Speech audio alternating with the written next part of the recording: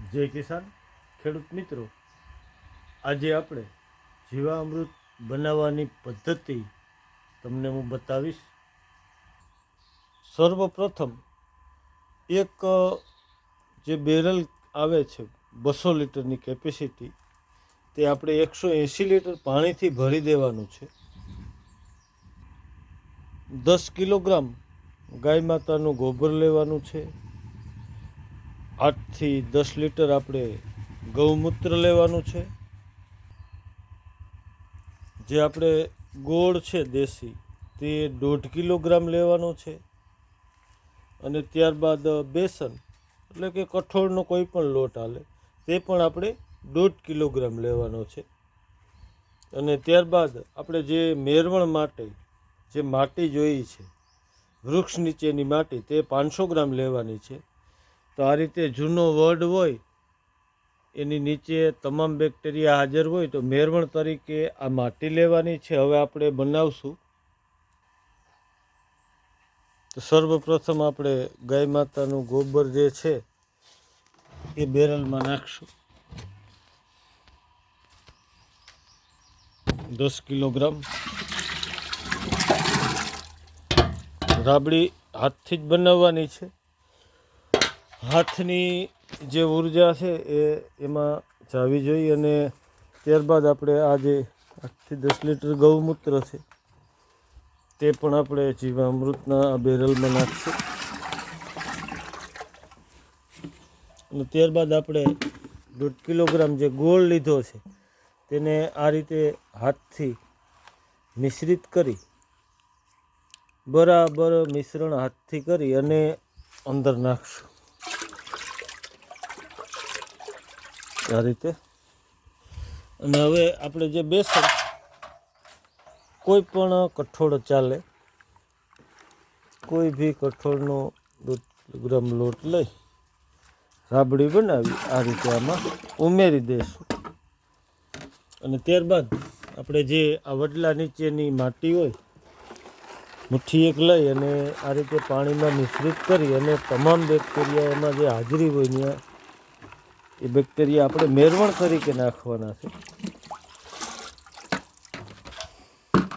આ બધી આપણી સામગ્રી પડી ગઈ છે.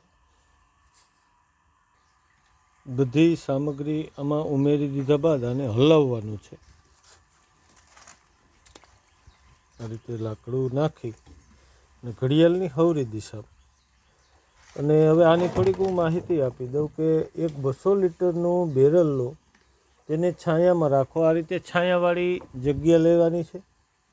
170 થી 180 લીટર પાણી ભરો, તેમાં 8 થી 10 લીટર દેશી ગાય માતાનું ગૌમૂત્ર, 8 થી 10 કિલો ગોબર, 1.5 કિલો ગોળ, 1.5 કિલો કોઈ પણ કઠોળનો લોટ અને એક મોટા વૃક્ષ નીચે જે મુઠ્ઠી એક આપણે માટી મેરવણ તરીકે લેવી છે. માટીમાં રહેલા જીવાણુઓને કઠોળના લોટના રૂપમાં ખાવા માટે પ્રોટીન મળશે, જેનાથી હષ્ટપૃષ્ટ અને સ્વસ્થ રહેશે.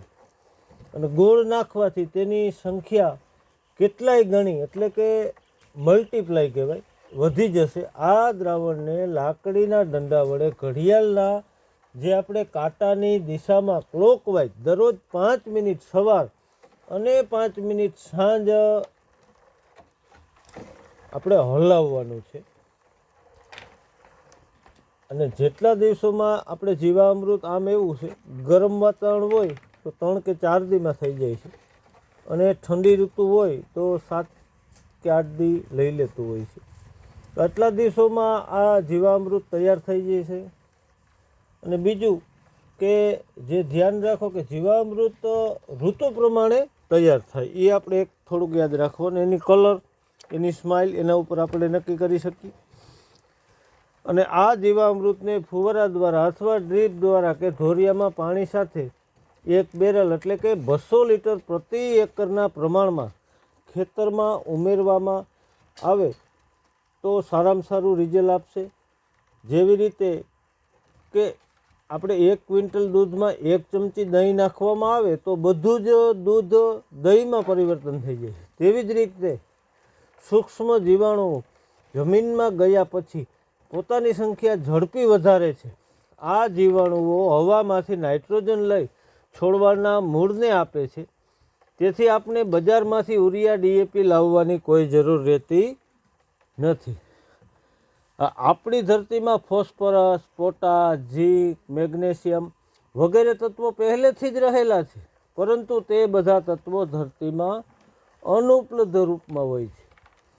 તેથી તે પોતાની રીતે જ છોડના ભોજનના કામમાં આવતા નથી. તેના માટે આજે એક સાદું ઉદાહરણ તમને આપું કે આપણા ઘરમાં રસોડામાં મીઠું, તેલ, લોટ, દાળ અને શાકભાજી વગેરે બધી વસ્તુઓ છે, પરંતુ તેમાં આપમેળે ભોજન બની શકતું નથી. જ્યાં સુધી રસોઈ ન બનાવો ત્યાં સુધી કોઈ આપને જમવાનું મળવાનું નથી. તો એ જ રીતે કે રસોડામાં આપણે જેમ રસોઈ બનાવીએ છીએ એ જ રીતે ખેતરમાં જે જીવાણુઓ એ જ કામ કરે છે કે ધરતીમાં 18 પોષક તત્વો અલભ્ય રૂપમાં પડેલા હોય છે. આ પ્રવાહી પાવાથી તે બધા આપણા છોડને જરૂરી તત્વો મળી જાય છે. તો કિસાન મિત્રો, ધરતીને અમૃત બનાવે એવું આ જીવા અમૃત 2.5 વીઘામાં 1 બેરલના પ્રમાણથી અને કોઈ પણ પાકમાં 21 દિવસના અંતરે એટલે 3 વાર આપવાથી સંપૂર્ણ રિઝલ્ટ મળી જતું હોય એવું આપણું આ જીવામૃત હોય તો જરૂર અપનાવવું. અને ખેડૂત મિત્રો, હજી આગળ તમને જીવામૃત વિશે ઘણી બધી માહિતી આપીશ. કયા મોલમાં કઈ રીતે આપવું એ સંપૂર્ણ માહિતી આગળના વિડીયોમાં આપીશ. ચેનલમાં બન્યા રહેજો. આપણે ક્યાંક ને ક્યાંક આપણી ખેતીના ખર્ચા બચાવવા અને ઝેરમુક્ત આહાર અપનાવવા માટે અને ખેડૂતોનું ભવિષ્ય બનાવવા માટે આપણે બધાના સાથ સહકારની જરૂર છે. તો જરૂર અપનાવવું. જય હિન્દ, જય કિસાન.